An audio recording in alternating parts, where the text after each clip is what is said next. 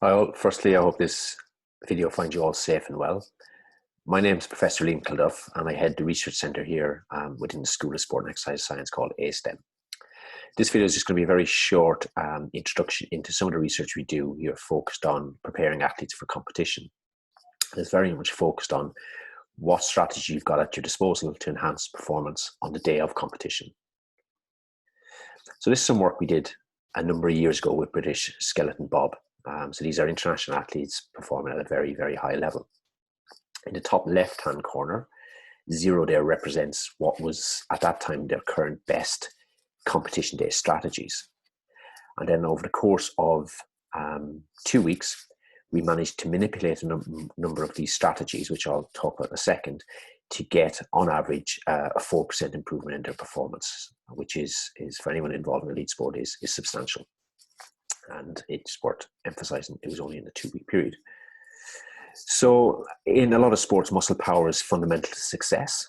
So if we stay with the example of skeleton bob, the initial sprint over anywhere between 10 and 30 meters is absolutely key to success or end performance.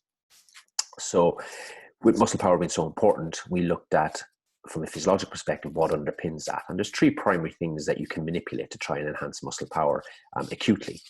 First one is muscle temperature, which we'll focus a little bit more on in a minute.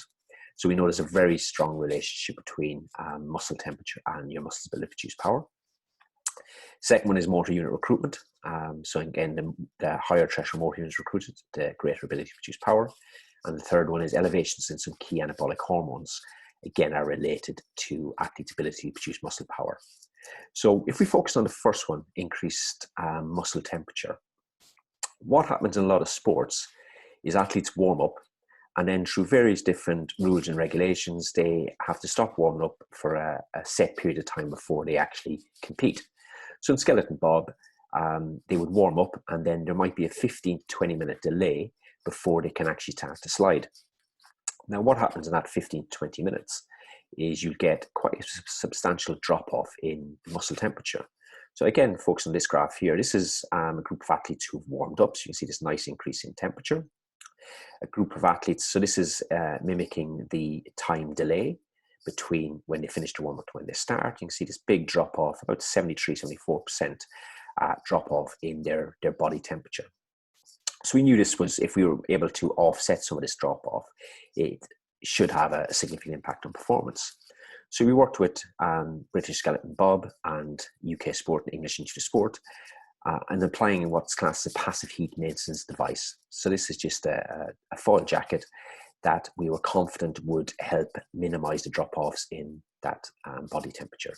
And in this study, you can see what happened. So instead of being down here, we managed to minimize or attenuate the drop-off in body temperature.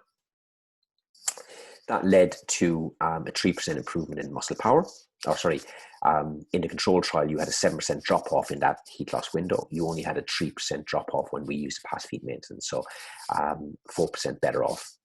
And we also had a repeated sprint trial for these athletes to make it more specific to actually some team sport athletes we were working on as well.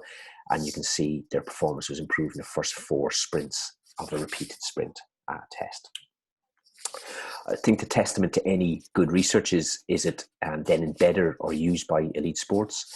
And here at Swans, we do pride ourselves on ensuring our research is as impactful as possible in our end users. In this case, the end users are elite and international sports. And you can see this is just an example of some of the sports that now embed our strategies into their match day preparation. I think it's only apt to finish this presentation with saying thank you to all the NHS and key workers for the phenomenal job they're doing keeping us all safe. And I hope to see you all soon. Thank you.